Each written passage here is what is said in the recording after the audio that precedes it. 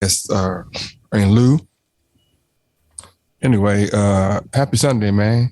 Yes, sir. Did you say the guests are in lieu? Yep.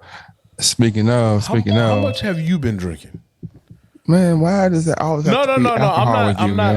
I'm not. I'm saying you look lit, bro. You No, look like you having a good afternoon, my brother. no, bro. We got company, man, and we got company. As soon as the company comes in, this is how you act, man. No, it's you know not what I'm saying? it's not a criticism. I'm pouring up myself, so it's not a criticism. Okay, what I'm saying is, it looks like you're having a good afternoon. That's what I'm saying. I'm always having a good afternoon, my brother. Yeah, but you look like you're having an exceptional afternoon. Well, not that's just it's really okay. We'll talk about that later. But we have guests in the house, man. So, in this world that we have, man, it's this thing that's been created called an algorithm, I think. And they say, oh man, this algorithm this, and I'm pushing my product this way, and I can't get. But sometimes there's something about the universe that just brings entities together, just almost magically, right? And so somehow us two entities linked. So I want you to describe to the people all the things you do, and I want them to hear the things that you do and the thing that we met through. So go ahead and introduce yourself, sir. Okay. I think you met Andrea online. There you go. Yeah. Yeah, you met Andrea. She right here. She's trying to log in too. Yeah, all I see is you because you got your background blurry, so I just see you and blurriness. Okay. So yeah, my name is Mo McCoy. I'm a filmmaker. Okay. My goal is to make 100 films. I'm at 43 right now. We just dropped a movie called The Bad Boxer here in Las Vegas.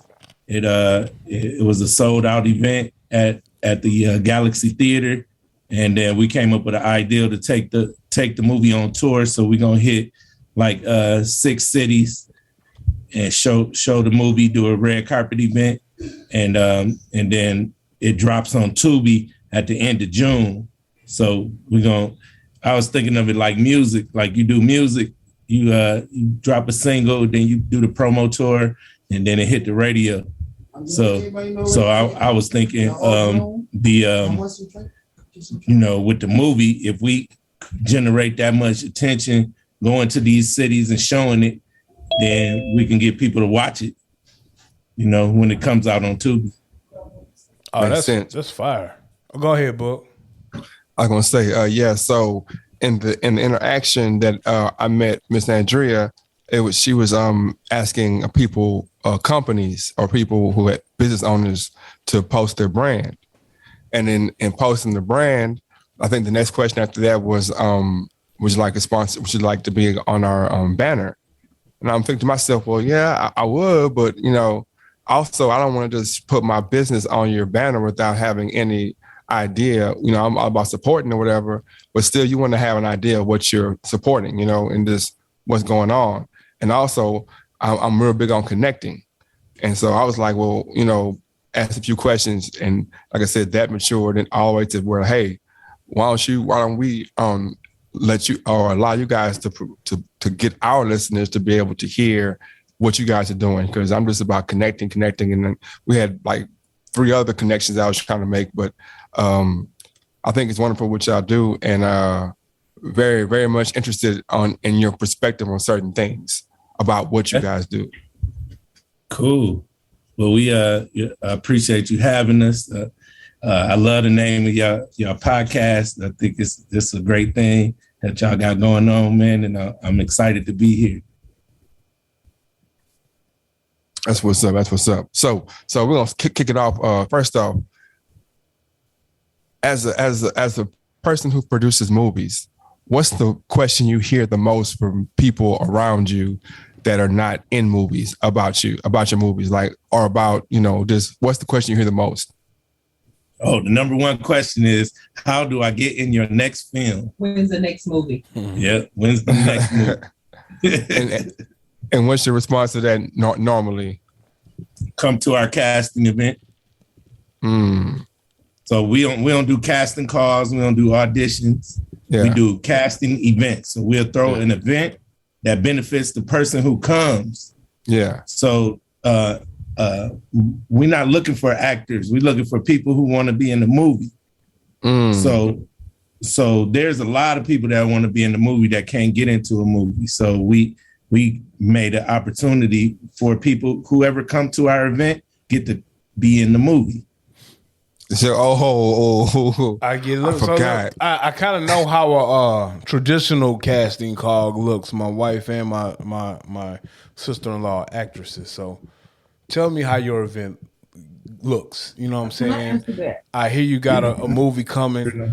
I want to be thug number 1 that might die in scene number 2, but I'm cool with it. So if I know you shooting a movie, what am I to expect when I roll up? So first, whenever we have a production that we're getting ready to film, there's always going to be promo first of all. Mo McCoy is the king of promo and marketing, so you're gonna know that it's coming. And then if you say, I heard you say you know the traditional way of casting. Yeah.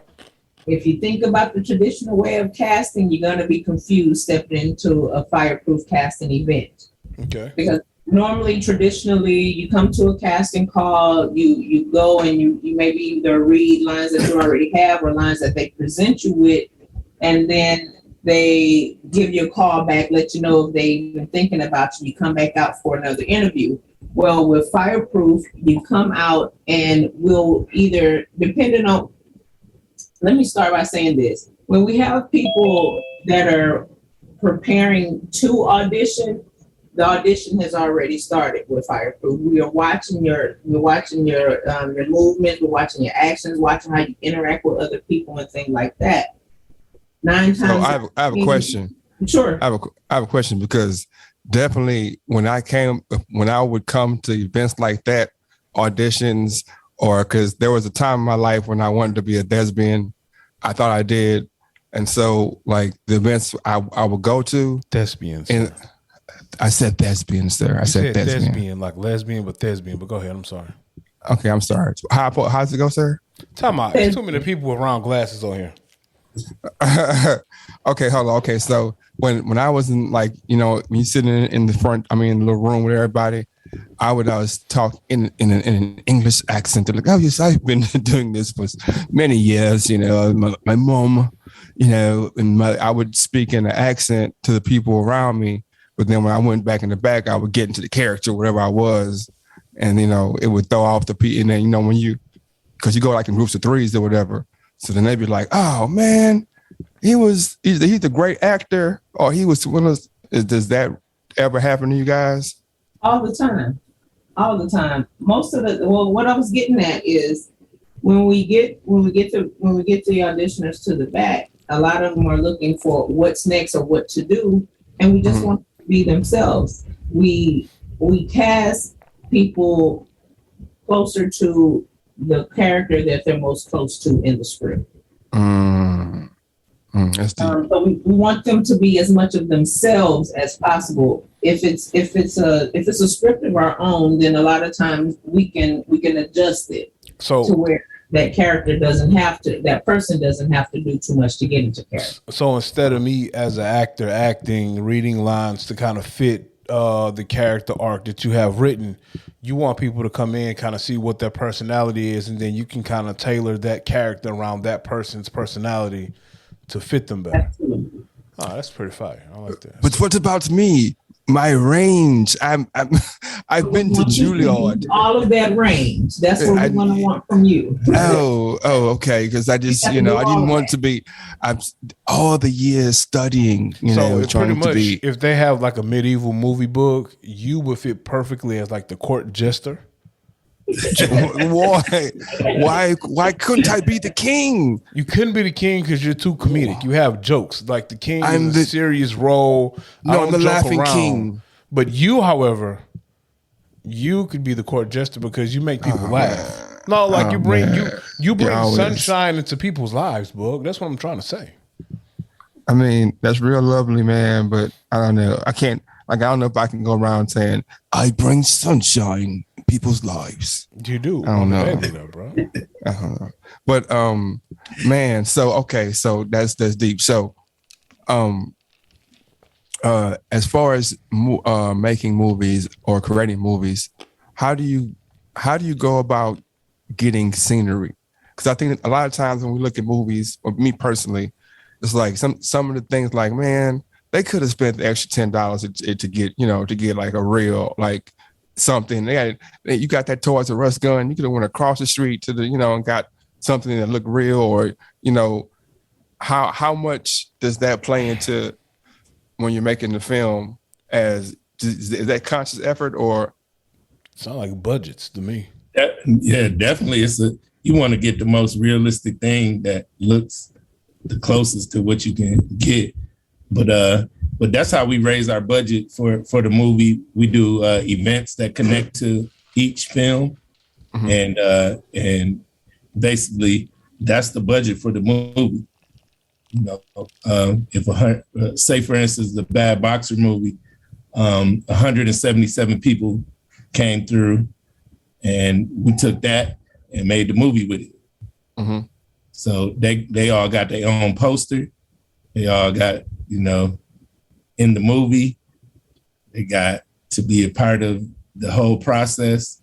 You know what I mean? And they got to meet all the celebrities that were involved. They had a good time. They may have spent $100, but they got way more value because now they got a photo shoot. They got IMDb credit. They in the movie. They on the screen, and I'm gonna push the movie until I can't breathe no more. So you got the right one you on the film with, because I'm gonna push it until, that's what I learned all these years of doing. I did music and then I did movies. So I learned from doing both, you know what I'm saying? And how to promote it and get the word out. And I learned a lot about social media and marketing as I made these films. So as an independent filmmaker, take me through, I know you can't take me through the entire process, but if you could give me like a crash course or Cliff Notes version of the process, how does that work? Like, do you go into it knowing, hey, I'm going to make this film independently. I know I'm going to want to shop it to whatever DSPs or however I want to put it out.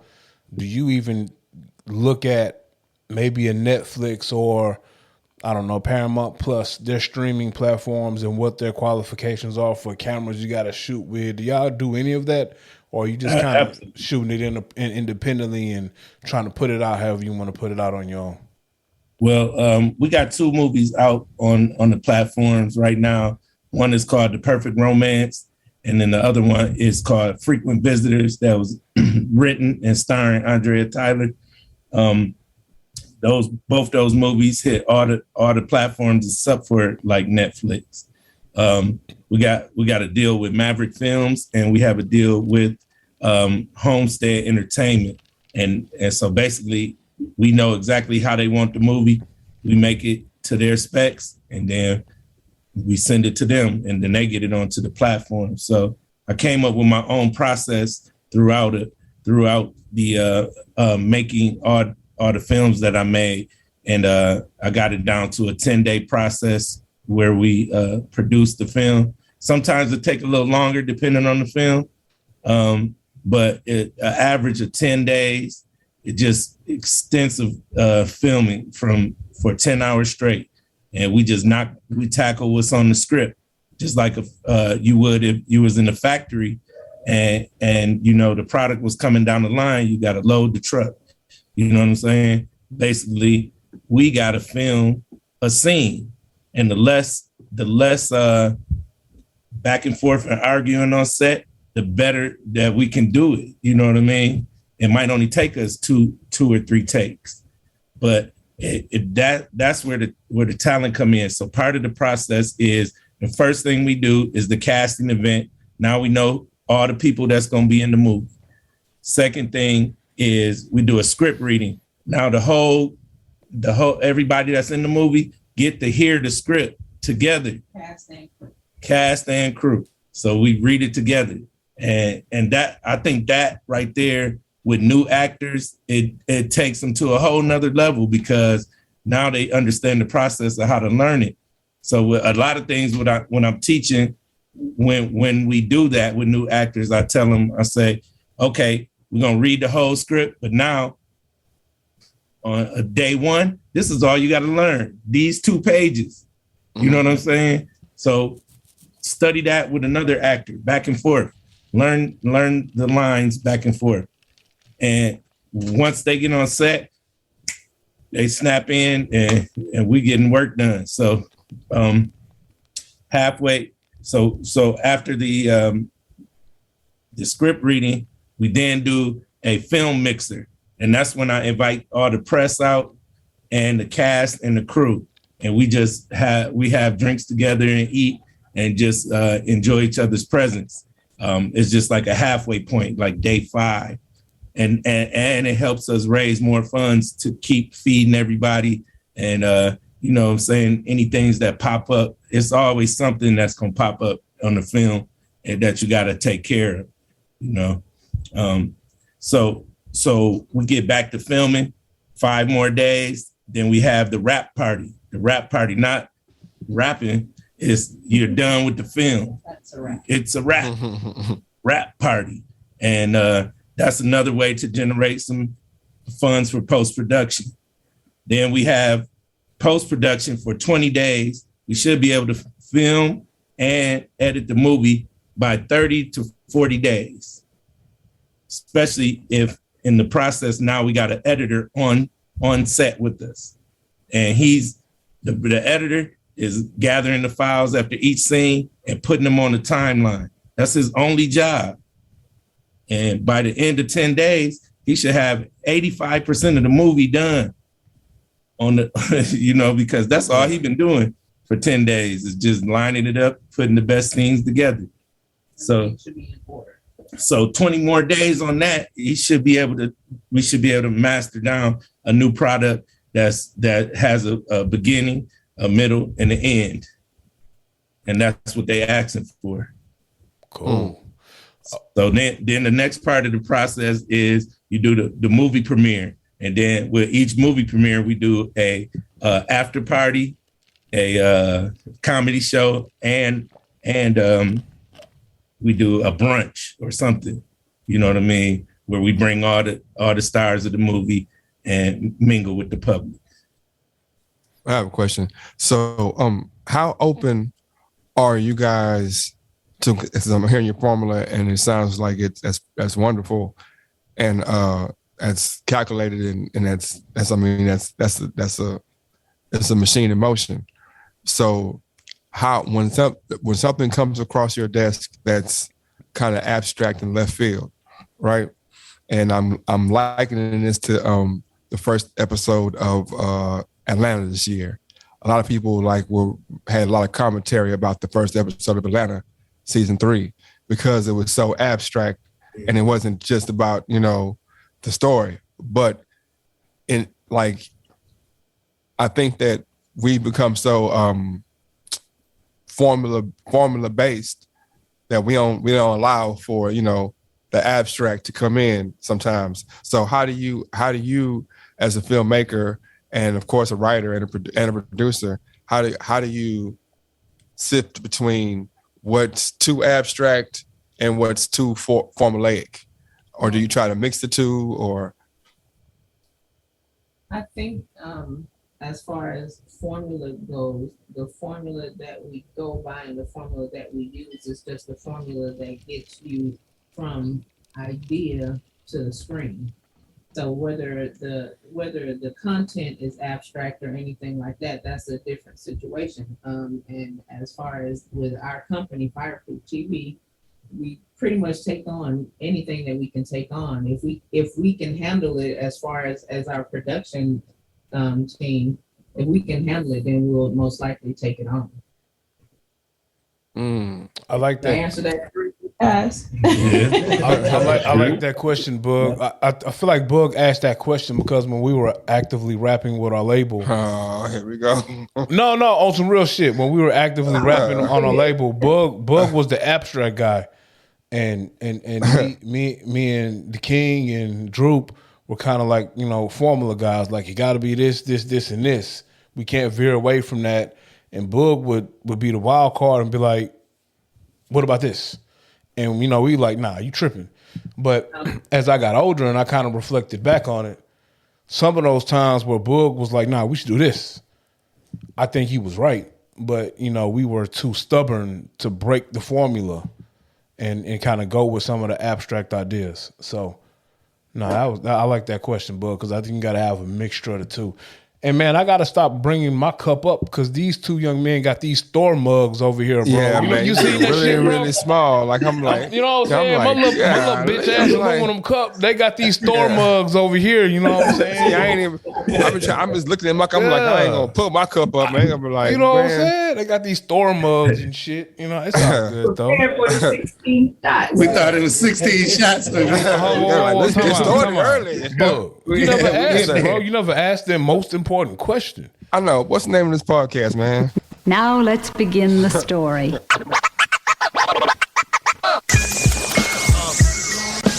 time, motherfuckers. Dub down, motherfuckers. H-Town's finest 16 Shots Podcast. Yes. It is us. It is the 16 Shots Podcast with one young James Boogie and AR Dub. Tell me how you took it. I'm gonna tell you what I meant. And we're here today with it's Fireproof Studios, right? Fireproof TV. Oh, I'm sorry, Fireproof TV. I don't know what Bug goes. He might. I'm here. He might pop off the screen from time to time. He is very dramatic. So for the dynamic, he's the dramatic, funny guy. I am just the angry man. I'm the reformed angry man. So he'll pop off screen, change outfits, and sometimes when he changes outfits, he transforms into a whole nother person. Oh, he's drinking out the bottle tonight? Oh shit.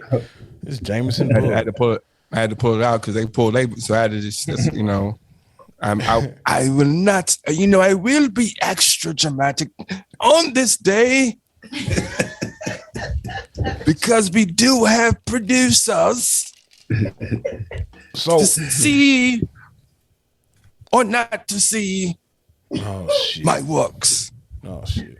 So I'm what? just saying. What kind of films do you guys? All right, what kind of films do you guys like to do, or mainly do, or are known for doing? You know, you have like something like Tyler Perry. He always got, you know, some dramatic shit going on with some female and a dude. What's y'all's niche? Is it like you know, thug love movies? Is it like some real drama with range? What y'all got? I think we all might have different favorites. Like I said, we take on any genre. If it's something that we can handle as a production company, we're going to take it on. But I would say that my favorite, I like doing the horror slasher stuff. I love horror movies. My goal in life was to be thug number one in the movie. So you know what I'm saying? Like, I want to be like if Boog the boss, I want to be like his muscle. But the first shootout, I die trying to protect him. So I want to be thug number one. And then in the slasher movie, crackhead or the prostitute. Huh? I got a guilty pleasure of like being the crackhead or the prostitute. I got you. It's fun playing a crackhead. It is. In a horror movie, I want to be like the main villain. I want to be like the Jason type where I don't say nothing. I ain't got no lines. I just always pop up and kill white people though, not black people. I don't want to kill That's no what he, on his on his podcast. He's like the villain. Like he's the one that's always trying to assassinate my character, trying to throw me under the bus, trying to call me a whore of the monger, horror monger. He's always trying to do, you know, just try to. He's always trying to assassinate my character. I'm not always trying to assassinate your character, and I didn't even say anything tonight. If you notice, Yeah. the scene. You want me to speak on it, King? King, sir. Huh? Why would it does not matter, sir, because this is not true. So whatever you say would be a fabrication. Sometimes I just point. That's off the cuff. That's off the cuff. Sometimes I just point out your surroundings, bro, and I know. Come on, brother. Come on. Come on, brother. What are you doing? That's what I'm saying. Okay, Yeah, moving right thank you. along. Moving right along. This is my work desk. This is a staple in my home, bro. Hey, man, I can't even, boy. Your friends like these, who needs enemy? You shouldn't have never started. He tried to assassinate my hairline, so you know. Ever since he tried to assassinate my hairline, because he don't have one, and I ain't dissing brothers with no hair, but he started it. Okay. Do y'all have any characters that are like that just they permeate through all y'all different productions? Like I guess like what's his name, Clifton Powell, or a Samuel Jackson, a character that's like this person plays 100 different people, but in different movies. For me and Mo. Yeah. Arnold We Schwarzenegger. had a live show that we did. It's called Earl and Pearl. We filmed it in Houston. Yeah. We would just kind of plan out our lives, Mm-hmm. and I play a cussing preacher. He's the pastor of Bedside Baptist Church. His name is Earl. And his church is in the bedroom from the bed. Oh. Oh, I hope there's some whores involved in this. and then his wife is Pearl. And Pearl is a retired stripper who gets a monthly retirement check, and she has an online cooking show. Online hooking or cooking? Okay. But I'm saying it's crazy how true to life this story really could be. But keep going. Yeah. This is not far fetched. I mean, I'm like okay, that sounds like something I've seen on VH1. It sounds like the little cussing preacher from Instagram. No, I forgot homie name, bro. Yeah, that's where I got the character from. Oh, okay. I didn't take the whole character, but I just took that he was a cussing preacher. Yeah, so that's his job description. Yeah, that's fine. That's a dope name to be the cussing preacher. Earl and Pearl have popped up in a few different movies. We got a unnamed production company called Earl and Pearl Productions because me and Andrea just been in a lot of movies together. So whenever we both in the movie, we gonna say it's Earl and Pearl Productions. Earl on the beat. That's neat, man. That's neat, man. That's neat to have that stamp. It's almost they gonna double team me too. Sip after sip. You see that book? I don't know what you're doing, bro. I got a bottle over here, bro. This other guy that you're seeing, this is Trayvon Collins. This is one of our director of photography. Yeah, he's got a master degree in film, and you can use my mic. Yeah, I've been doing a lot, so yeah. Man, nice to have you on the show. Appreciate you.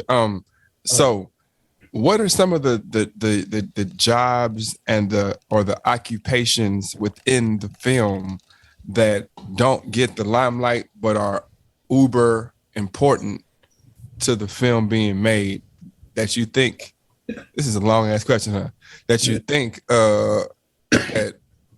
that should be pushed more, by just society, not society, but parents be like, go be a director, but there's like 14 steps that's not the director that are as important to the director. What says? I mean, they like. I got 2 great patches. Yeah. That come from set supervisor.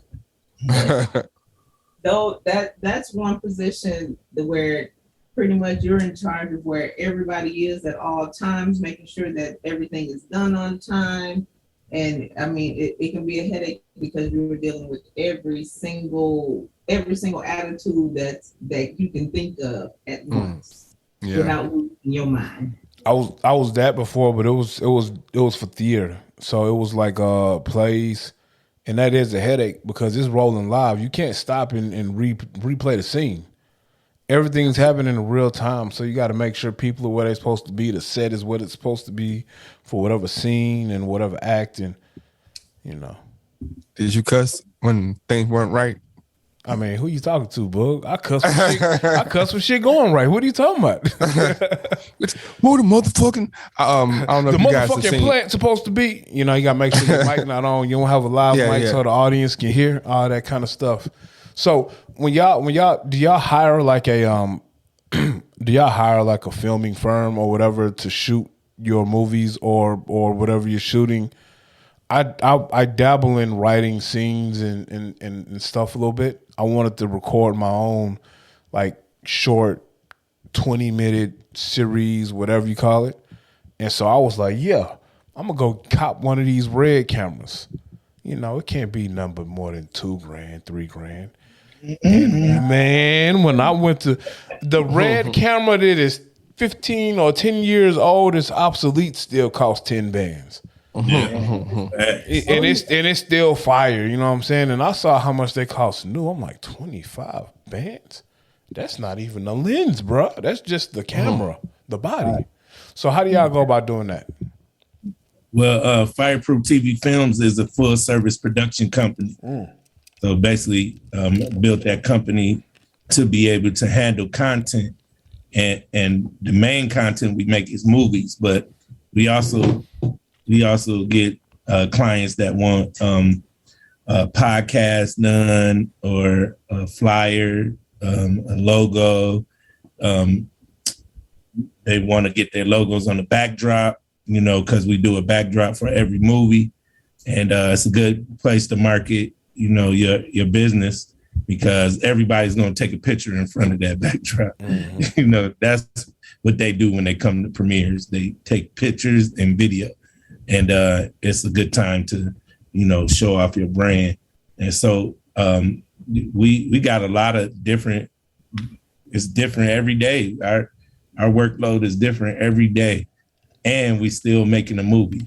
We're always filming a movie. Everything is a production. Plus clients coming in, and then some clients got bigger budgets to do bigger things, and that's what's happening now. Is we got a movie that's coming up that the clothes are talking. It's a comedy, and we finna really have to go on the big bag for that to make that movie. But we're capable of producing any type of content that people are looking for. And 90% of the time we hit it on the nose of what they're thinking or better. And sometimes I have clients that I'll send it the rough draft to them and they'd be like, yes, let's go. So you should, so if I have let's say if I have a script I wrote a script. I have a script. I'm almost done with it. I'm gonna sue you. Why you want to sue me? Because I feel like I'm gonna be a character in your script, but keep going. Sorry to interrupt. I'm just letting you know off the top that when your script come out, I'm suing because I'm like, oh no, he did what? Oh, it's my life. I'm suing. But you ain't gotta sue me, bro. Because no matter what bag I get, you getting half of it anyway. I'm still gonna sue you, bro. Just because I just want a penny. Man, hear this dude, bro. Like if I win a lotto today and I win 10 mil, he getting at least 3 of it. It's the principalities, brother. I got the you. principalities. I understand. So like if I have a script ready, it's done, and I want to start shooting my movie, I can come to you guys and you guys will handle all of that for me. Y'all will take my vision and charge me a fee and make that vision hit the screen. Yes, sir. And then you will own that product as well once we're done with it. So we put it through our whole process, and then you'll have a film, 60 days later. Okay. So so you do large projects, small projects. What would be the price range for a 3-minute video commercial? Commercial, probably about 500. 500. That'd take 1 day to make. Depending. Not the commercial. I want to shoot. On the commercial. Nah, Bug, you gotta be more specific. You have to ask them, do they shoot commercials for OnlyFans, bro? No. He tried to get y'all to shoot his OnlyFans. We actually did a couple things for OnlyFans. What? See? Bug? Yep, out here in Vegas. What's up, Bug? I can write a script for you on your OnlyFans shit. No. But I'm saying like, because I'd be like, okay, so I'm just not no OnlyFans. It's just so this is to sell my my graphic design stuff. I'd be riding in a car, and the car would explode. Right, I know right there. That's like about 15 bands. Right. You know what I'm saying, Yeah. to make that happen. But It ain't you gonna know, cost us 15 bands to make an explosion. See, Mo make That's- people happy. I'm the one who bring the logic to the. Oh, okay.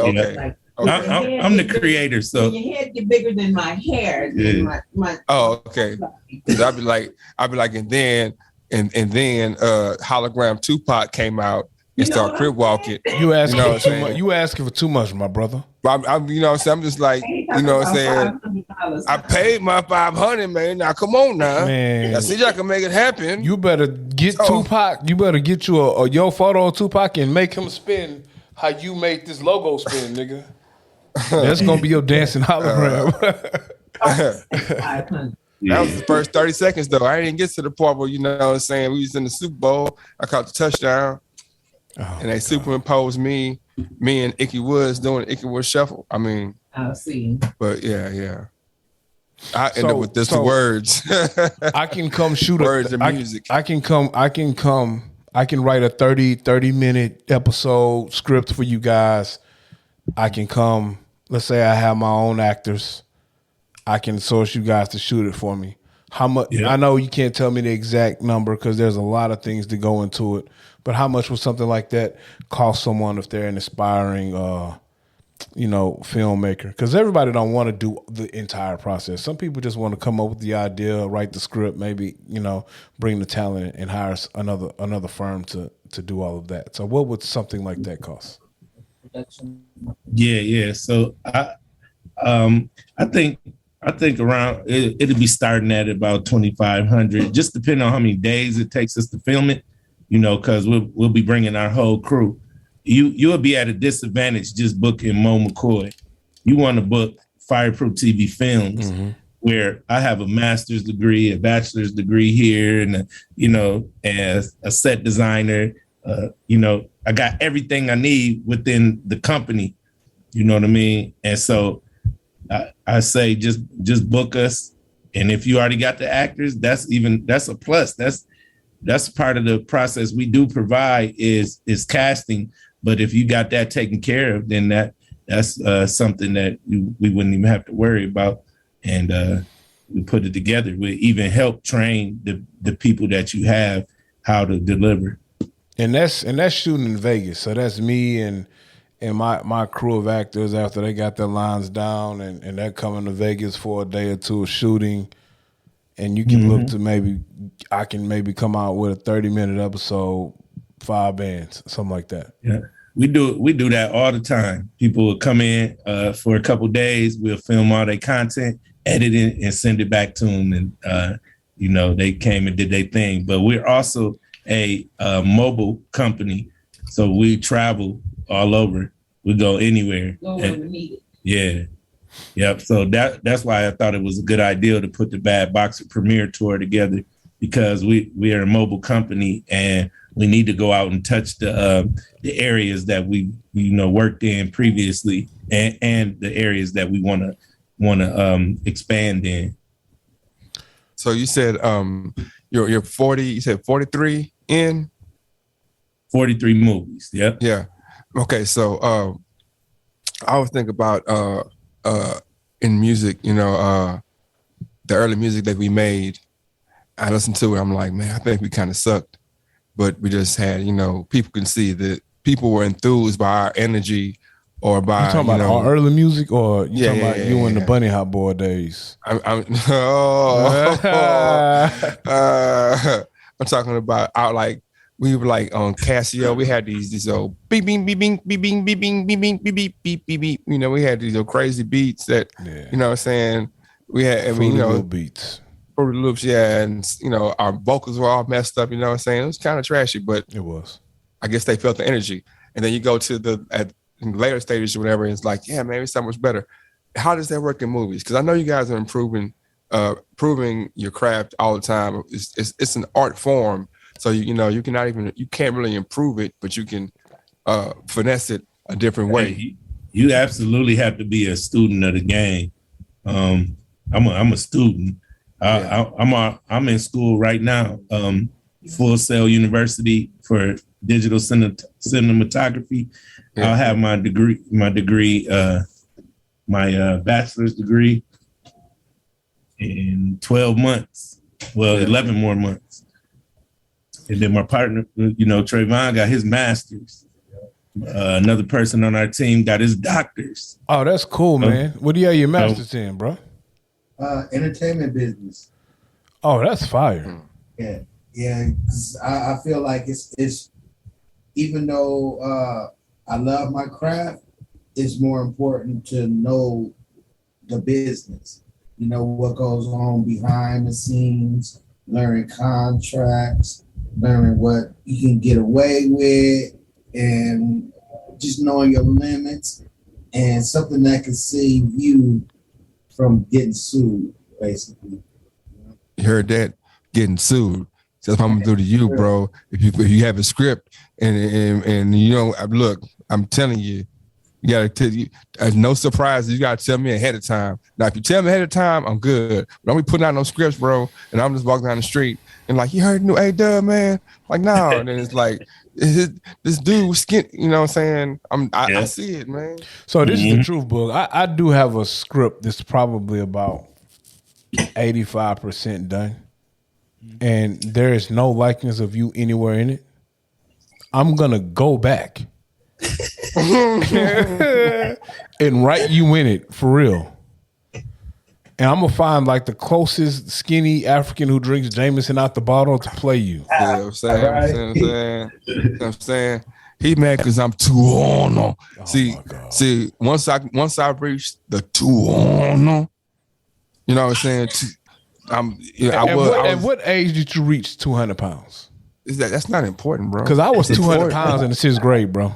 Okay, but what I'm saying is, it was a hard road, bro. I had to endure the 185s, the 190s, the one. But when I got to that 200, now you can't call me skinny no more, bro. As you can't. Now, whoever says that skinny 200 guy, that 200-pound guy, he's skinny. Boogie like, really needs to be in front of the camera. Like, he's missing out on his calling. I think the both of y'all together is what would make it just right. It's gonna be a fight on set, man. What are you talking about? It's gonna be a fight on set. Because he's not a thespian. He doesn't respect the art of thespianism. Bro, I probably have more training in the theater arts than you do, bro. See what I'm saying? And you probably do, bro. No, you don't. I don't know. 100% Probably equal. do. No, it's not equal. Why? How do you figure? I have never even heard your English accent before. I don't know We just watched a movie that was going in with the English accent. Once again, if you cannot do that. Speaking of bad acting, man, how do you look at movies? You know what I'm saying? As a filmmaker, you guys as filmmakers, how do y'all look at movies? My wife, she's her and her sister are actresses. They've done a lot of stage plays. My wife, we moved to Atlanta 6 months ago, so she actually just did some stuff on BMF. So she was like a little extra on BMF. She was excited about it. But when I go back, I'm watching Fast 9 right now. That's what I was watching before we started. It's bad acting. And I'm a car guy, so that's why I'm watching the movie. But do you guys ever go back, watch the movie, and say, this is some horrible acting? Oh, my God. Okay. Hey, man, have y'all seen Alice? Alice. I haven't seen it. Kiki Palmer. No, I heard it was good, though. No. It's good. It's good. But I'm gonna say this with love. I'm gonna say this with love. With LOVE. I've never seen a movie that Common in where I'm like, man, Common can act. Common can't act. Kiki Palmer Common can't act for shit, man. Common can't act. It sounds like Kiki Palmer's carrying the movie. The story is carrying the movie. Period. It's a story. The story good. You mean it's to tell based on me a true story. You didn't believe that Common could be a basketball player in the NBA? Common, he said, "Oh man, I can't believe this. I'm hurting inside." was like, You want to know Cummins' best acting? when? It was in Smoking Aces. And I don't He know didn't say if, much. I don't. That's one thing. I don't know if it's because he didn't have to say much, Yeah. or if it's because when he was talking, I was looking at Alicia Keys. Also, Common. Yeah, man. I don't want to talk about Common more, man, because I don't want to down the brother. But Well, hold on, Common talking about can't- he ain't like Cummins can't act. acting in Street Kings. He was good in Street Kings as well. Man, Common can't act, man. Common, he be the same person in there. He was the same. He was in a Batman movie. He was the same. What do you mean, Joker? He was in John Wick, bro. He was in He's John Wick. everything. He's the same person, man, in every movie. All right, so let me ask you a question, Bug, and then the group can answer as well. I gotta have a movie with a leading man. You got 3 people to pick from. No, Okay. 2 people. 2. Common Yeah. or Vin Diesel. Who you rolling with? Oh, Vin Diesel, snap. man. Vin I Diesel. got to roll with Common is my homie, but Vin Diesel is a beast, bro. But Vin Diesel can't act, bro. Vin Diesel, didn't know He's a it. beast, on some though. real shit. Vin Diesel You don't is have so to act. Fast and Furious came out, and Dominic have to Toretto is Dominic Toretto. I seen this man in The Witcher. You know what I saw when I was watching The Witcher? I saw Dominic Toretto did new fucking spells. You know what I'm saying? Dominic Toretto was this nigga. Vin Diesel was some kind of fucking babysitter who was a Navy person. You know what I saw? Yeah. I saw Dominic Toretto that was babysitting. Like the only time bro. I What ain't Triple even- X, bro? Triple X, man. Dominic Triple X. Dominic Toretto did got locked up and had to do some shit for the FBI. You want to talk Triple about X is hard Pitch now. Black? Pitch Black was hard. Pitch Black. Come on, Pitch Black. Dominic Toretto in space, There my was nigga. space. It's all Dominic Toretto, bro. Like Tyrese is a bro. better actor than Vin Diesel on some real shit. Yeah, man, Tyrese you is a always better go actor too than far. Vin Diesel. You always go Yeah, too you didn't put fucking Tyrese far. in there, though. Tyrese always is a go better too actor than far. Vin Diesel. Baby boy. Common and Vin Diesel. You always go too fucking. Baby You boy, just bro. You said- didn't like Baby boy? You said Yeah, that Tyrese. good. Tyrese Baby boy. Gibson is a better actor than Vin Diesel. You didn't Tyrese put- Gibson. you didn't put Tyrese in there. Huh? You said Vin Diesel and Common. You ain't put Tyrese in there. You ain't. I didn't because I feel like Tyrese is a higher tier actor than Vin Diesel and Common. Okay, yeah, I agree. But anyway, man, speaking of actors and actresses, I want to ask y'all. We had a top 3 that we want to get to. I want to know y'all top 3. Oh, I forgot what it said. Yeah, no, your top 3 underrated actresses. I'll go last. Actress. Top 3 underrated actresses. Underrated. Top 3 underrated actors. Underrated. Hey, that's a good question. I can't think of the lady's name right now. That's how underrated she is right That's now. the cold part. You be like, Holly no. Berry. But what was the Oh, lady that Halle played in the Berry. movie? Holly Mom? Berry. You think Halle Berry's underrated? Hell yeah. Oh, Hey, y'all haven't seen Bruce? I Seen saw who? Bruise. Bruce. I saw Bruise. Yeah, I saw it. The last Man. thing I seen her in was John Wick. She was in, I saw y'all seen Moonfall though. No, I ain't seen Moonfall. Hey, y'all need to say okay. I hate to tell y'all the story of Moonfall, but I gotta tell y'all because it's crazy. Halle Berry's in it, right? So the moon is out of orbit. It's finna hit the Earth. Blah blah blah. Oh, God. is that on Netflix? I don't know what. No, I don't know Oh, what the okay. song. But I know that Halle Berry, man. I'm a fan, but I don't think she can act, bro. I don't think she can act, man. I think 'Cause I it's think like- we all just like to look at Halle Berry, bro. It's Halle Berry. Well, Halle Berry and Monster Ball. She sold me. She made me want to feel good.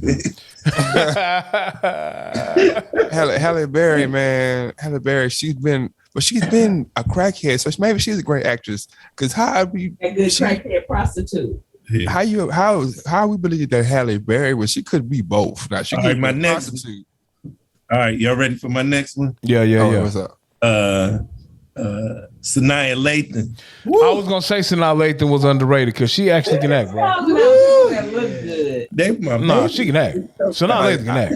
She can act. She can act. She can act, but I like what she's saying though, Miss Andrea, because it sounds like he's like every time she's like, "Ooh, my baby." Hey, My baby, actually, my actresses can't be fine. See, I was They're my gonna top say, three. They all fine. Top three. I was gonna say, Yeah, they Regina underrated King. and fine. But see, I was gonna say Regina King was underrated, bro. Hey, I was just about to say Regina. They sleep on Regina King. She can Yeah, write, you she gotta have produces, Regina and she can act, bro. She got range as well. Yeah, but she be with her acting, man, and her series roles, man. I don't know, man. Did you She see kinda Watchmen? Did you watch Watchmen, bro? Yeah. Oh no, I'm thinking about the other Regina King. I'm sorry. I'm thinking about the one that hosted the Oscars. I'm sorry. You know, it's two Regina Kings. The one that was a scary movie and the one that was on 227. Beast. You talking about the little funny lady chick, the being Yeah. Wayne, bro? She can act her ass off too. The one that was in some of the man. Wayne's movies as a Her acting is comedic kind of actor. suspect, bro. As a As a comedic serious actor? No, She- just Oh, her comedic acting is her range. I saw her and she was in some kind of Spencer. Octavia Spencer. That's a nice one. The chick from Ma, the movie Ma wasn't all that, but she can act. The lady got. Oh, that's the Minnie Don't Burn No Chicken. Sick. No, bro, that's what she said in the movie. So Ma is Ma the movie where she was giving the high school kids beer and killing them? Yeah. Bug gave me the rundown of that movie, and I'm like, nah, I ain't watching that bullshit. Oh man. Sometimes you gotta watch Trainwreck, bro. Shit. Hey, did y'all know that flamingos are really gray and the shrimp that they eat turns their skin pink? I heard that their diet turns their skin pink. I did hear that before. It's the shrimp. Yeah, It's the shrimp? Isn't that- They like Pimp C. They eat so many shrimps, they get iodine poisoning. Iodine poison. Talking about instruments to get the bitches, man. Yeah. All right. Yeah. But okay, so my top three underrated actresses. I gotta go number 3, gotta be the entire porn industry. Like I just put them. What you mean? I'm just talking about You don't because, even like, watch the parody porns though, so how you know? It's the whole porn is great acting though. I'm saying any porn that ever comes out, they make the most disgusting, worst, impossible things look pleasurable. So You they ain't win. even seen Pirates of the Caribbean's booty. Okay, so then my number 2, I'm gonna say Sandra Bullock, man. She not underrated. She underrated, man. Oh, 'cause she not, bro. Everybody knows what she does. This ain't rated no more. She's not underrated. She's been like I'm saying. She been like she was in the movie the other movie when she was a convict and she came back and they took her daughter. She been like 3 or 4 Netflix. She was in the Bird movie. She could have kept that Bird Box shit, bro. They blew that Bird Box shit up. They blew Box that was shit hard, up, bro. It was and then I went and watched the movie, and I'm like, I'm gonna give it a chance, and I'm trying to give it a chance throughout the whole movie, bro. It's some bullshit. It was some bullshit. It was a bullshit movie. What's your top one? What's your last one? Because you gave me 2. You gave me the porn industry and Sandra Bullock. Okay, my most underrated actress gotta be. Ooh, I'm gonna go with. Oh no. I'm gonna go with the chick. Okay, the chick that married Donald Trump. Cause she had to pretend like she was okay with that for all them years. Like, man, yeah, I love him, I love him. I love him, yes, I love him. Yes, I love him. Hey, bro, you know what? As love him, yes. first ladies, I don't know where she ranks because I don't remember her doing anything. But the one thing that she did do, I think at one point in time she was a model after she did Playboy, and you know what she was good for, bro? She took some fire pics. Like when I tell you, every time there was like Donald Trump was meeting some dignitaries in the Oval Office or something, and you know it'd be like China's president and his wife and Donald Trump and his wife and whoever. Bro, she always knew where the camera was. It's like they had a fan on and her hair was always blowing in the wind. She took fire pictures, bro. Sound like you it sounded like you following for some black man tonight, bro. Nah, I But don't watch like your white tone girls. right now, bro. Watch your like tone white right girls. now, bro. I don't like white girls. You sound like you sounded real like Never you was dated like a white girl in my life, bro. I'm pro black. I just stopped with the Sound light skin young ladies, bro. I'm just saying what it sounds like. I don't, I know. I'm just telling you, bro. I mean, I was giving you an opportunity to clear yourself up. I am not the bunny hopper out of the group, sir. Pink toe lover. Oh my God, that is racist. His eyes lit up. That's racist, bro. He can't talk too much right now. You might get something thrown at him if he coming. You know what I'm saying? I got a homie that like feet too. It's the feet. No, Yeah. He like the pink toes. Pink toe is a white girl. Oh, okay, pink toe. Yeah. Okay. My bad. Can't nobody hear nothing outside of your headphones, right, Boog? You good, right? Can't nobody hear outside the headphones, right? Yeah, man, I'm good. I'm 100. All right, I'm too horny. First off, start there. Pan the camera left to right. You You pay your camera. I can't, man. Ain't nobody in my house. My wife is in Houston. Look, my setup is not built for that, bro. I'm off location. You know what I'm saying? God, man. So You're about to experience a nigga moment. Oh, shit. So as I was saying before, the ostentatiousness. So a lot of times when we're talking about movie making and the experience, the Black experience, there's a tone of how the movie should look or sound, and this is I think all creatives have found when you're ethnic coming to a space to try to push your ethnicity to people who are not ethnic. They have their vision of what a Black, a Hindu, a German would. Oh no, you're not this enough. You're not Black enough. You're not Asian enough. But that turns into kind of us almost self-stereotyping sometimes, right? So how is it a conscious effort to show the range of our community when you're making movies?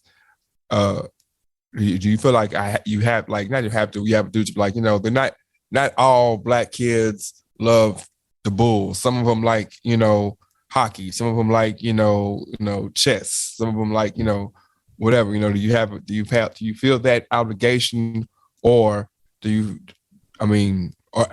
feel a push to not push those types of things? That's a good question. I think it is good, important. Like I have a friend that I grew up with, and he lives in Watts. So growing up in Southern California, being Black, already people going to associate you with gangbanging. Yeah. This kid, he grew up right there in the middle of Watts, graduated from high school, went to Juilliard, and went back to Watts, and now he's giving back to the community. So you must. I was at Juilliard myself, so I might have run into him. I might probably know this young brother. But yeah, that's live though. Like you said, like I mean, I feel like for years left field has been reserved for a certain type of people, right? And as we've matured as a society, you have your blurs, you have your Black whatever, Black rock. You have a wide spectrum of how Black people present, and there's a section of the population that will say, "Oh, if you're Black and you do that compromises your Blackness." But when you start to think about how everybody do come from us, like how can you even say that? Like, nah, I'm just harkening back to a part of me that's probably deeper in me than you like in my roots. Calling it what you call it now. Yeah, I think I'm different, man. I'm making 100 films. I don't want to make all 100 films the same movie. You know what I'm saying? I want to I want to dibble and dabble into like Tyler Perry. Ooh, gunshots. No, not quite like Tyler Perry, That's what I'm but saying. Not Pow. yeah. Gunshots. Gunshots. Like Tyler Perry. Making the same movie every time. Every single movie got the same plot. I mean that works for him, but I think for me, some of that is his problem. I think because he didn't hire no writers. He wrote everything himself. Because he wrote the same movie 15 times. And then I wanted to be light skinned with braids. He got something that works, then he working it. You know what I mean? My thing is, I want to do movies like Lord of the Rings. I want to do, them Camelot type movies with black people.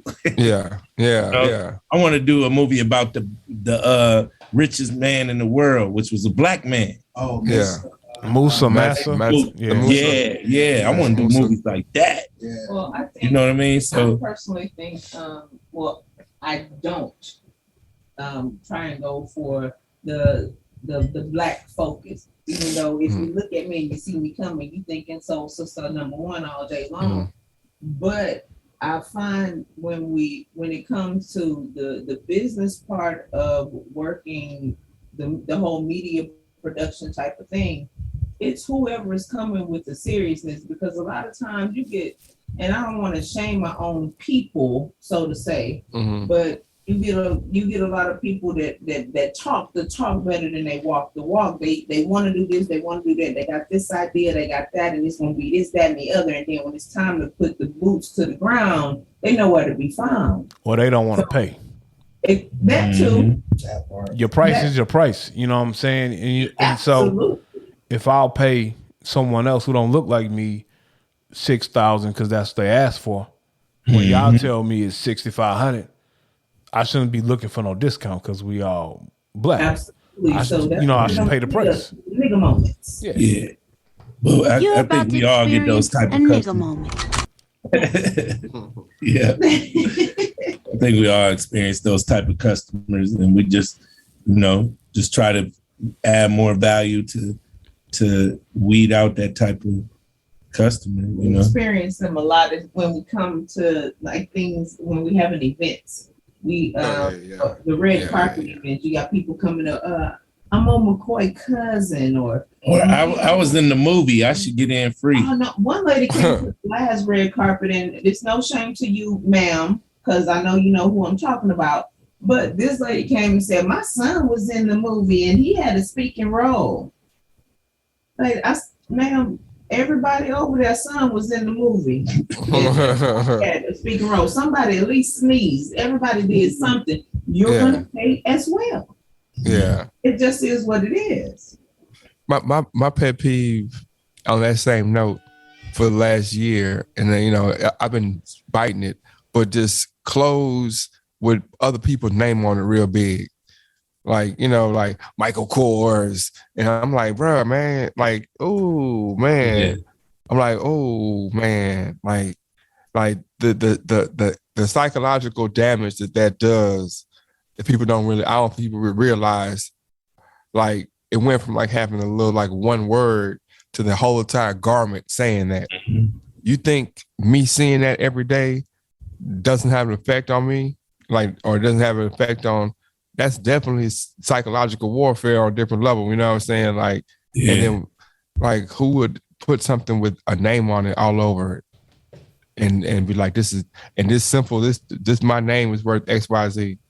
Right. That's crazy. That's one of my say that my name is worth. We've dealt with people who came in as actors and felt like as actors they had the right to direct or say what we could do with movies after we were done with them. So how do y'all handle that if you guys are doing a movie that has a established actor?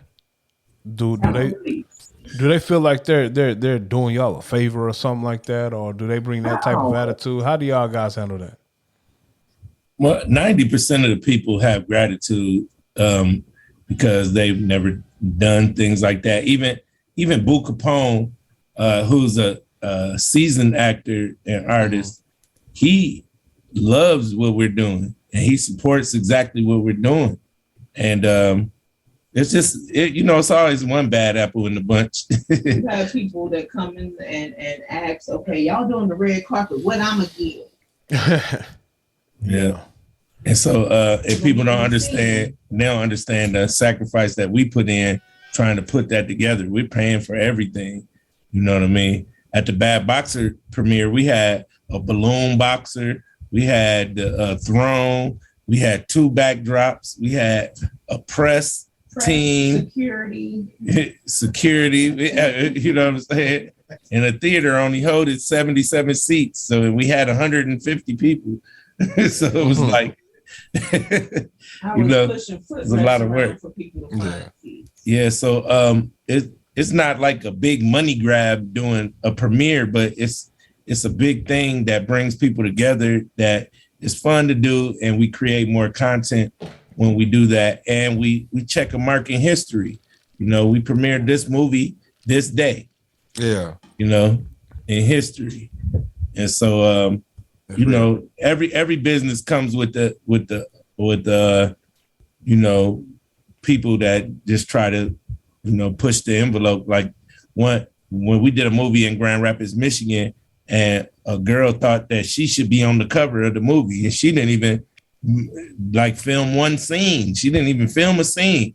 I'm supposed to be on the cover. Why she want to be on the cover? Sue you. I'm about to get you fired. Book. She thought she was gonna get me fired at the TV station that I was there.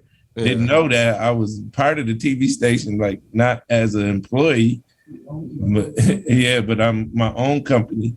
And so, but that taught us, though, that customer taught us to that it was value in putting other people on the cover. So we start offering for $20, we'll put you on the cover. Hey, yep. I got 20. I'm still 100. I'm gonna say you $100 right now. I'm on the next 4 covers, bro.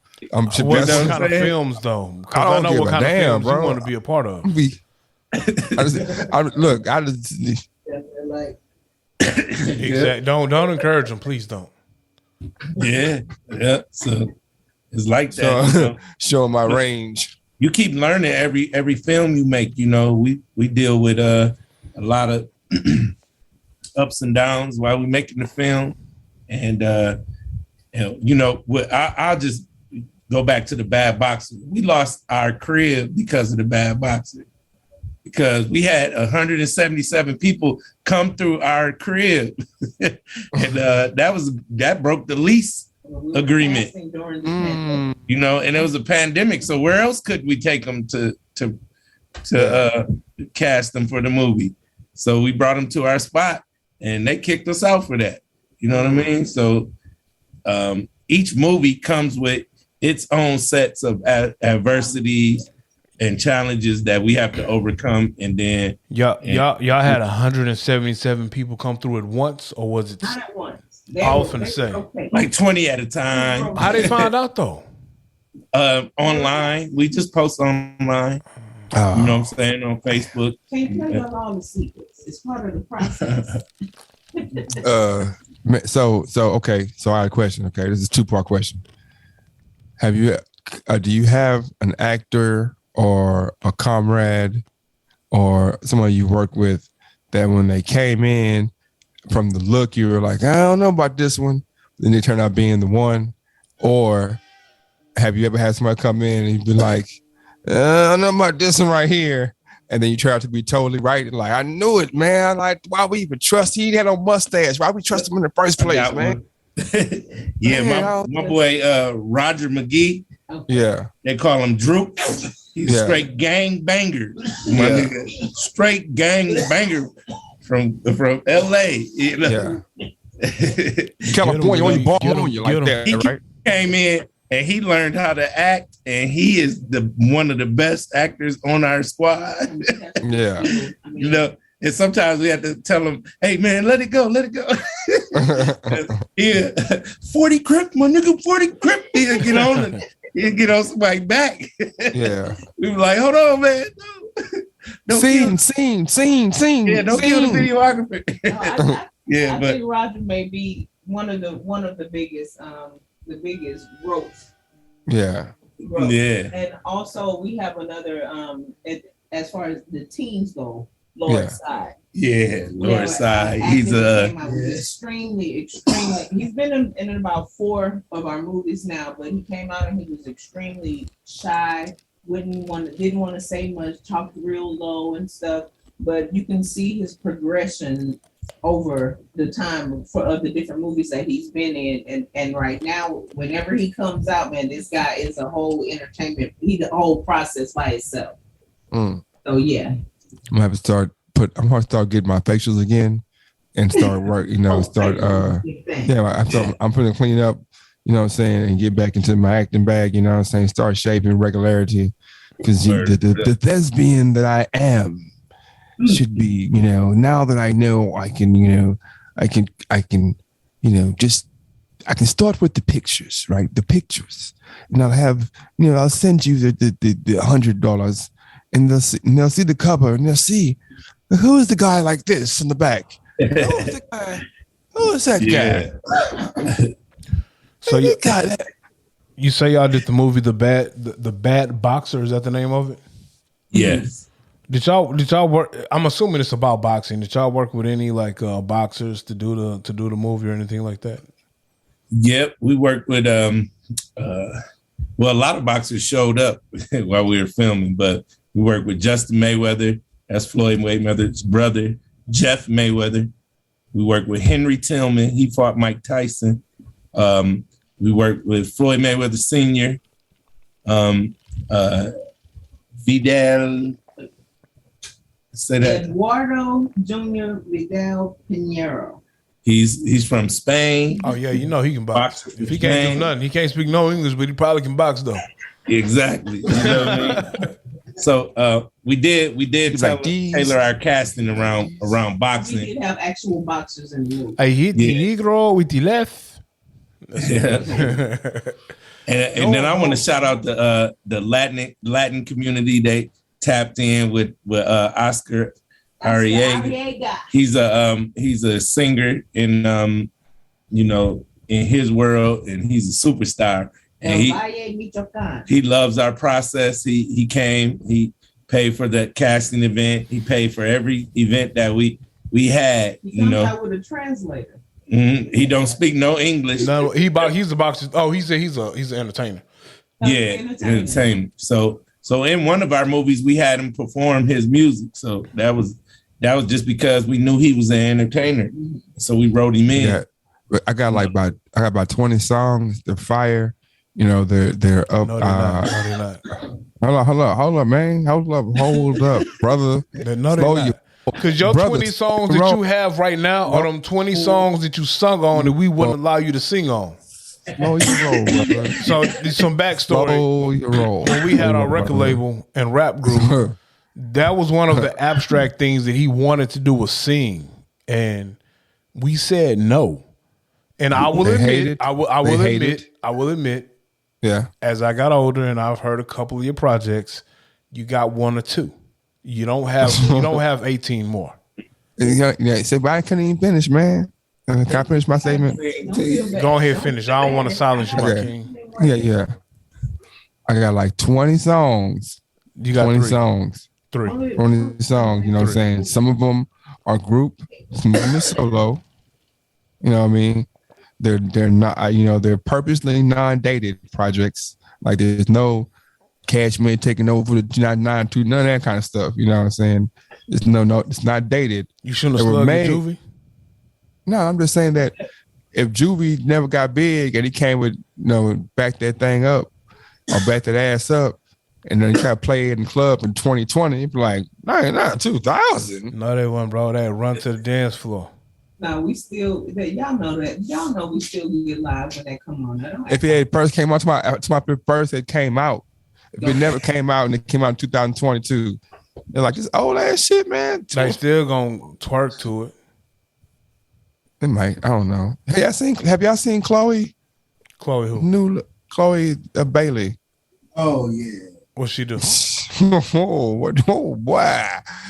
Chloe talking about boy. Chloe talking about. Chloe trying to. I don't know what Chloe trying to do, man. Chloe who? Let me back. Bailey. Oh, she trying. I don't know what she's trying to do, man. I don't know what she's trying to do, but I know she's trying to be seen. And she's showing everything. So she's trying to be seen. And she's like, well, since y'all watching me, she been showing cheeks for like 2 years now, though. Ever since the pandemic started, she been showing cheeks, though, bro.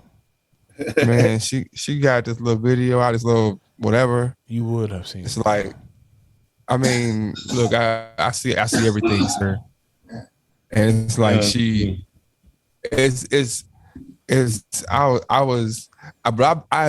I've said this from many moons ago, and people got on my head.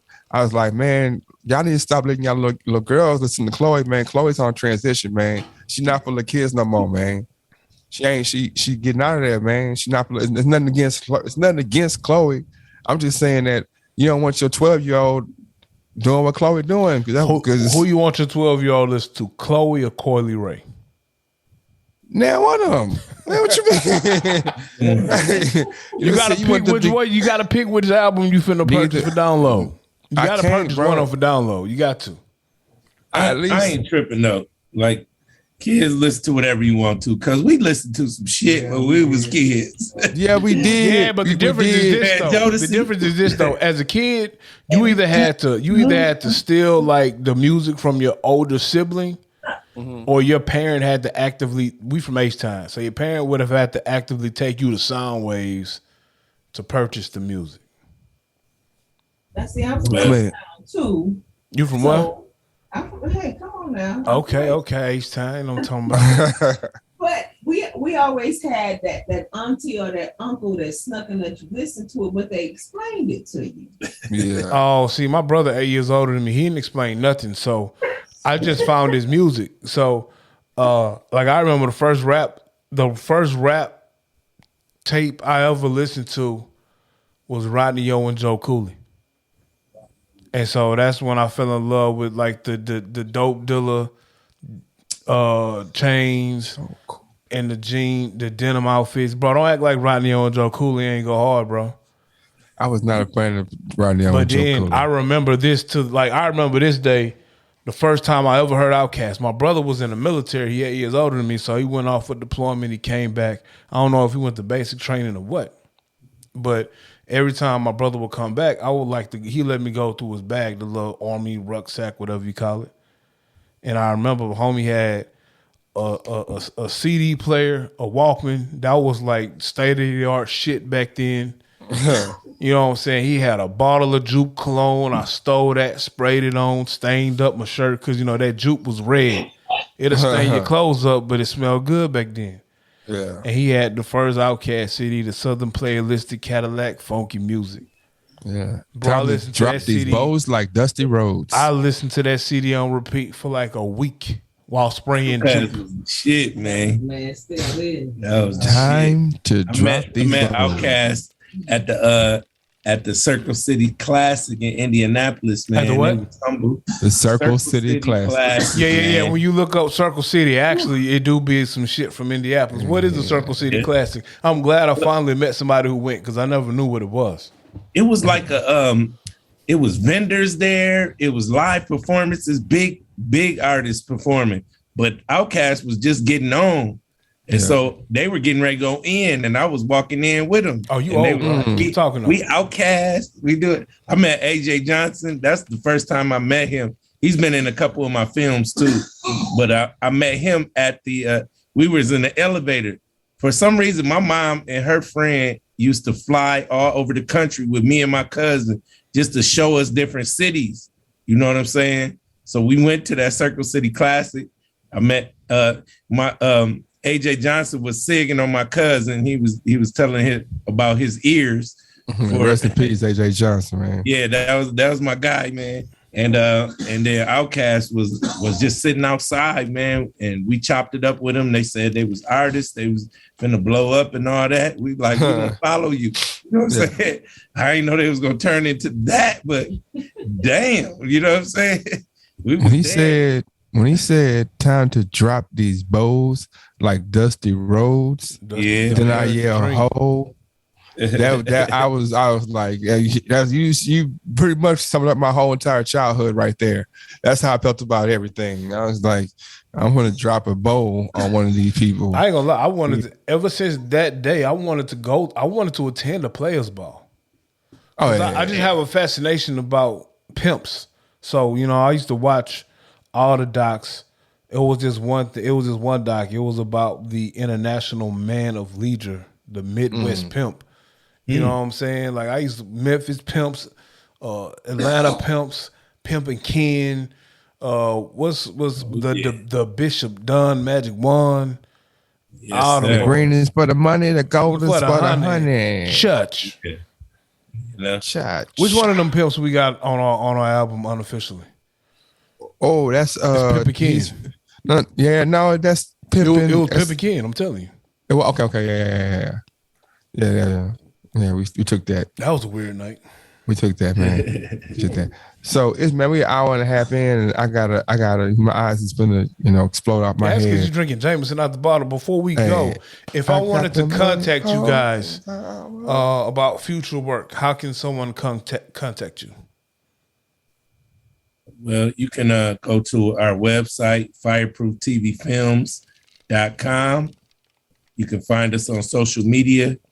You can find me, Mo McCoy, on Facebook, Mo Money McCoy on Instagram. And then you can find out more about our Bad Boxer premiere tour at redcarpet.info.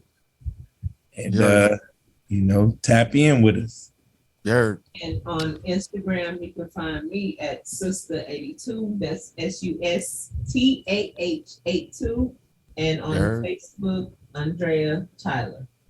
Heard. Quick question before we let y'all go. I was watching it wasn't I Am Athlete. All the Smoke with Stack 5, Steven Jackson and Dame Dash was on there. And so Steven Jackson was talking about how he wants to act in movies. And Dame says, you can act whenever you want to. Mm-hmm. And so he did like a little, this is how I film Honor Up. He said they didn't have a script. Mm-hmm. They just freestyled every scene. He even did an exercise with Steve and Jack where they kind of freestyle a scene and he was like, see, boom, there you go. Now you can star in movies. That's how I'll be the greatest actor in the world. How y'all feel about freestyle? Because if that's the case, me and Boog can go freestyle. Every scene is going to end in a fight, but still. No, because it'd be someone up and like, hey, man, you know what? We can go fuck some bitches. Okay, let's go fuck some bitches. Yeah. Yeah, we freestyled a few movies. Film School. We did a movie called Pimpin' Ain't Dead. And then we freestyled a movie called what is it? Cowboy. Oh, Black Cowboy. Yeah, and we freestyled a movie we did in Grand Rapids called Finesse. Yeah. I don't prefer doing that because, when I started, all I needed was a script and then I could make a movie. But I learned how to do it without a script as well. I don't prefer that. But I feel like, at least have an outline. Well, that's what I was thinking. You know what I'm saying? But I just followed you online. You know Terrence McPeters? Yes, sir. He stars in the Bad Boxer. Whoa! Hold on. You say what? Bad So T stars in a Bad Boxer? Yes, sir. I remember I remember seeing T. Y'all shot that in Houston, right? Nope. He flew to Vegas. We shot it in Vegas. He flew to Vegas and shot. I remember when he flew to Vegas and shot it because he had his little inspirational IG in the morning jogging through Vegas. Yeah. Bro, man, we go back with T. I saw y'all cool with the New Cool movement as well, but T is a hilarious dude. I don't know how funny his stand up truly is. Oh, you say hilarious? No, T is hilarious. When I met Terrence McPeters, he was at the Improv in Houston, and he blew me away. Terrence is funny to you? Bro, he told these white people, I don't give a fuck. I was like, just the way he presented himself, he just blew me away. I said, bro, you got to be in my movies, man. You got to be in my movies. Because the way he talked to the white people, it was hilarious. How much do you know about T? I'm not gonna put his family business out here, but how much you know about T? See, man, no, stop it, no, no. Hey, look, the Rockets. Hey, no, No. Hey, I'm saying because that's why it's so funny. But what I'm saying is, I'm not talking about T anymore. I'm not talking about that anymore. Okay, what I'm saying is, Terrence actually is. Oh, you ain't supposed to talk about Terrence no more. I'm not talking about his family. I'm saying he's actually acting in a couple of movies and plays in the same circles that my wife and her sister actually do plays and movies in. So it's a small world. I just hit your IG and I'm like, Terrence McPeters. Yeah. Nah, man. So to give some backstory, me and Boog in our early 40s, and we met T in our early 20s. So okay, that's how long we've been knowing T. And that's what he funny dude, man, because you know what I'm saying, T gonna cuss somebody out. Little short dude. He gonna cuss somebody out. That's what blew me away. I don't care about this motherfuckers, man. One time me and T was rolling down I-10 in Houston, and this semi truck had those pokers on them, and he almost hit T car. That man turned straight 50 Cent on him. He was like, man, he was about to gang bang. I was like, hold on, T, let him live, man. We talking all like this, but we got to give him a major salute because Terrence flew out to Vegas after having major back surgery. Yeah. So I know, because I know he got back in the gym because T was a trainer, and I know he had to get back in the gym after he had his procedure done. So yeah, so we want to give him a major salute. You know, y'all. Yeah, that's my guy, man. Yes. Man, and he got his real estate license, man. Shout out to him. No, he is. Yeah, he is. Man, T is a Renaissance man. Like I said, when we first met him, I don't know if T ever made it to the NFL, but I know he was affiliated with the Titans at one time. And and just from there, like when we met him, he was a fitness trainer.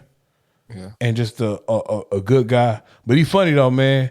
I ain't heard his stand up. I heard some of his jokes on IG, and I'm like, nah, T, that ain't what's up, man. Go sell them houses. But I don't know. Y'all said y'all went to the Improv, and his jokes was pretty funny. So hey, me rolling, man. I'm gonna have to go check him out now, man. This is funny. Wait till I tell my wife that y'all think T stand up funny. Yeah, T was in The Tickler. He was in Angel Horror Film. He's in Bad Boxer. He was in Frequent Visitors. Yeah, he been in about a good 5 of my movies. I 100% remember him doing. I remember. So I didn't know it was called a Bad Boxer because I probably didn't pay attention to what he was saying, like in his comments. But I remember seeing him in Mayweather gym, box sparring or whatever. I remember seeing all of that. Mm-hmm. That's crazy. I'm about to get in the film. I'm about to start doing film. Just let you know. And this movie, just so y'all know, it's coming. Wait, you know, Boogie been doing films. No, let me not say that. I don't want to put his business in there. So how often do y'all come to Houston to do business? We coming to Houston June 24th. For what? We got the premiere of Bad Boxer. It's a purple carpet premiere. Bad Boxer is going to be in Mo City. And Missouri City is not Houston. But it's not Houston. Not Houston. Missouri City near Houston. Near Houston. Not Houston, yeah. Mo City is not Houston. Well, we're going to tap in with all of Houston while we there. You know what I'm saying? I'll do this. You know, I'm currently living in Atlanta, but I'm kind of like back and forth between Houston and Atlanta right now. I will make sure I'm in Houston for the premiere. Are y'all doing a premiere in Atlanta? Yeah. We're talking. Yeah, it hasn't been confirmed, but yeah, we're going to come that way for sure. So I'm 100% going to be I'll be at the premiere in Houston. I'm also 100%, we're going to do some business together. Like I said, I'm 85% through with the script. Probably like in a month, I'll be done with the script. We'll sit down and we'll figure something out. If I ain't in the movie, I'm suing you. It's not going to be nothing It's just. If I'm not in the movie, I'm suing both of y'all right now. I'm just letting you know. If I'm not in this movie, you are half of the partnership of the business that I've created. But if I'm not in the movie, my guy. So when I'm doing the business of the media company, am I naming you as JB or your government name from Uganda? Why y'all gotta put my business out in the streets, bro? Why can't you just ask me that some other time, bro? Why can't you? We have transparency throughout the pod, bro. Your government name from Uganda. I don't know what your government name is, though. I'm gonna be honest with you. After like almost 20 years of friendship, I don't really know your government You're name. lying, bro. But You know, I think it's good that you said that because we have when we're filming something that's gonna go out on a major platform, we have to have everyone sign a talent release form. Oh, yeah. Talent release. You gonna release your talent book? I've done it before. All right, you finna do it. We get out the pod, probably. I make sure that I say to everybody when I'm having them fill this out, put your legal name. What if I'm a registered artist? Like James Boogie is a registered trademark name. Then that's the It exception. is. That is the exception, and then and if that's what you want to use, but you always have to remember because we give IMDb credit. So when you go and look up these artists and they go and look up these actors or directors or crew members, because everyone receives the IMDb credit. So when they go and they look them up and they're like, well, nobody can find me. I'm like, okay, well, what name did you sign on your talent release form? That's what. Yeah, I need to be at least 5 movies before the end of the millennium. I mean, decade, whatever it's called. Well, you definitely gonna be in two of mine. So now, so now this has come full circle, and it's like a small world. Because while we was talking, I had my wife look y'all up as well, and she told me about some stuff. She's like, "Oh yeah, I heard about them." So we definitely gonna do some stuff. I just followed Mr. Mo Money himself. Sir.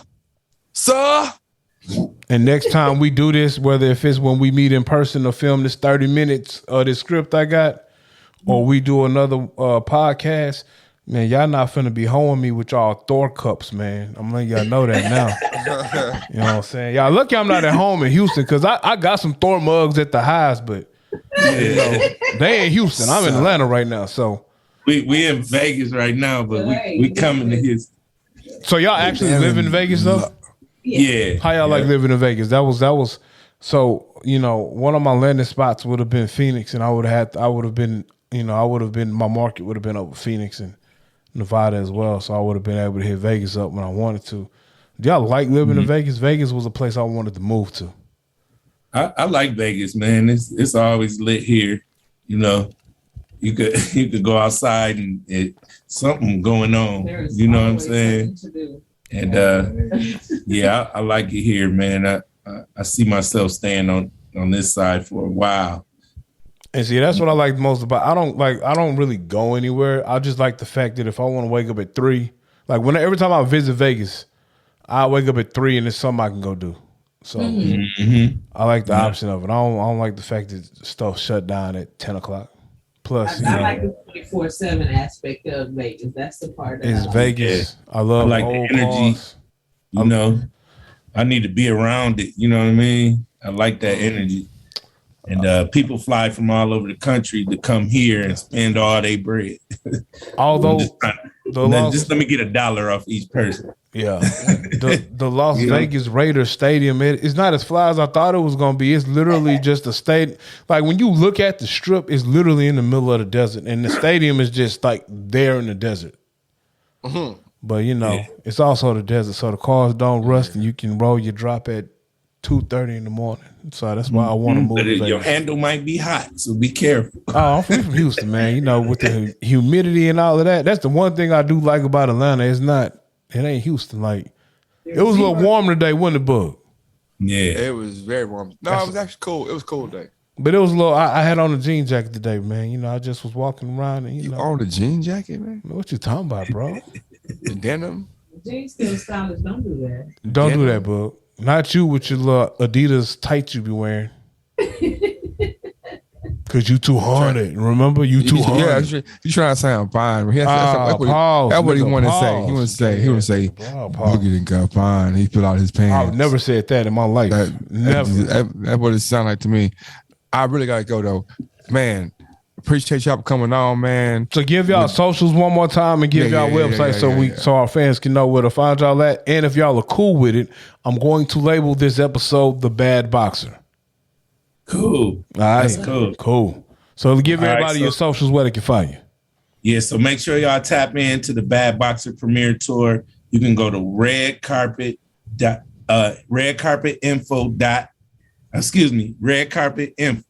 Redcarpetevent.info. Yeah. Okay. Yeah. Redcarpetevent.info. Yeah, redcarpetevent.info.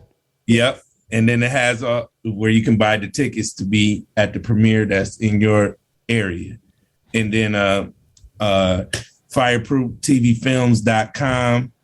You know, connect with us on social media at Mo Money McCoy on Instagram. That's MOEMONEYMCCOY.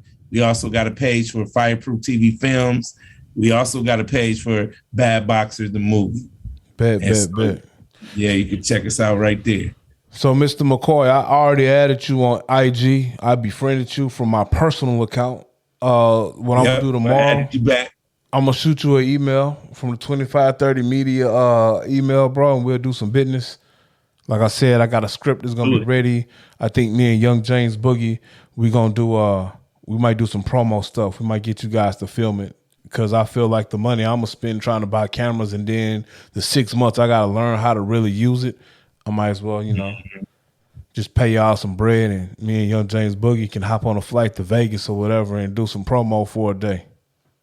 Yeah. Vegas stays in Vegas. Our man, we're looking forward to it. We love to create content and especially new content. And I love the 16 shots. I think y'all do good in movies and film. We've been told.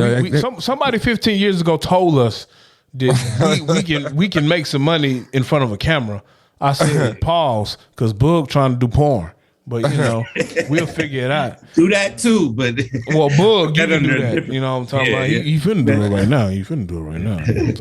This guy right here. So we'll talk later. Yeah.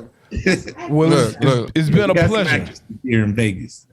It's been a pleasure. What you got in closing, Young James Boogie? I'm gonna say this, man. I've been thinking about this all day, man. Like, okay, if the whole world flooded and you got the whole world flooded, but you got fish that are freshwater fish and you got salt water fish, wouldn't the saltwater fishes been killed in the freshwater or vice versa?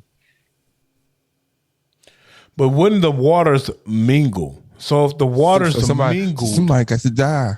If the waters mingled, in my thought process, the freshwater fish would die. Somebody got to die. The freshwater fish gonna die. My thought process would be that the waters would not mingle and they would meet like the Pacific and Atlantic Ocean. So no fish would die. Fresh fish be on that side, and then the ocean fish. I prefer perch, so I'd be fishing for both ocean and fresh fish. So it'd be the Anglos versus the Saxons again, bro. So they wouldn't mix and turn into Anglo-Saxons. Okay, what did the birds eat? What? What did the birds eat? What you mean? What did the birds eat? If the world flooded, what did the birds eat? The birds won't eat fish because it's flooded. What you mean? Pigeons can't eat fish? Pigeons eat chicken, man. Pigeons eat anything. Okay, man, how? No. What about woodpeckers don't eat fish? They will. They're gonna have to adapt. They eat the boat in one day. But if the world flooded, like the trees and vegetation wouldn't be dead. Just us who couldn't breathe underwater. Right. But I'm saying, but they gotta eat though. There's gonna be vegetation for them to eat. Floating around. Algae and shit like that. Each other. Yeah. Cannibalism amongst birds. Yeah. Right. So you say Woody gonna be eating Tweety? I mean, he already do that. But whatever though, you know what I'm saying? Is Tweety a boy? I thought Tweety was a boy. Hey man, it's 2022, bro. Could a woodchuck chuck if a woodchuck could chuck wood? I learned that quick, bro. It's a ladder. It's 2022, bro. Bruh, Peter Piper picked a peck of pickled peppers. The Peter Piper picked a peck of pickled peppers. Where's the peck of pickles Peter Piper picked? I don't know what pickles Peter's picking, bro. That sounds suspect. I'm just saying. That was linguistically hard, though, bro.